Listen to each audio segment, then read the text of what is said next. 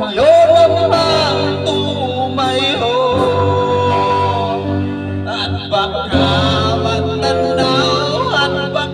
matanaw ninyo ang kulay na kalagayan ko.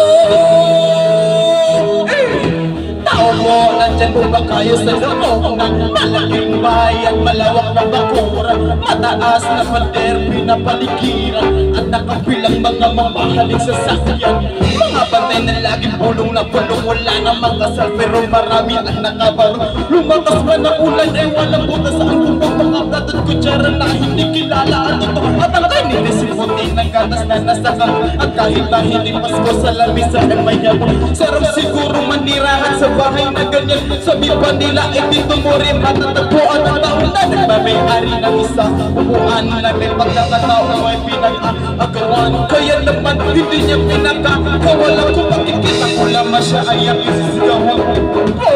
Nalakaw ko, subukan yun naman tumayo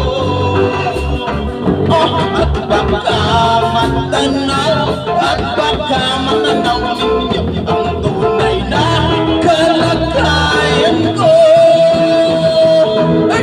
Mawalang gala na pusa at nakaubualan yung pampataan ng bigas na minigil ko. Ang dinding ng bahay na pinapinagtapit na pingero, sabi ay sobrang hindi na tumuto na nayan. Hindi kaya bilin o pang ilagay sa sinubig, pinakulong tubig sa lumataburin uli-uli.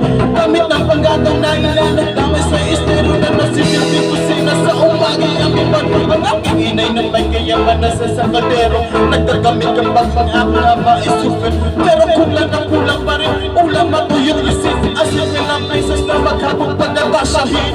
Di ko alam ko talagang maraming harang kung mataas ng ang bago ko nabubulat talaga. Lamang po kayo kahit sa dami ng pinayo, walang doktor makakapagpapili ng mata nyo. Kaya huwag kang masyadong halang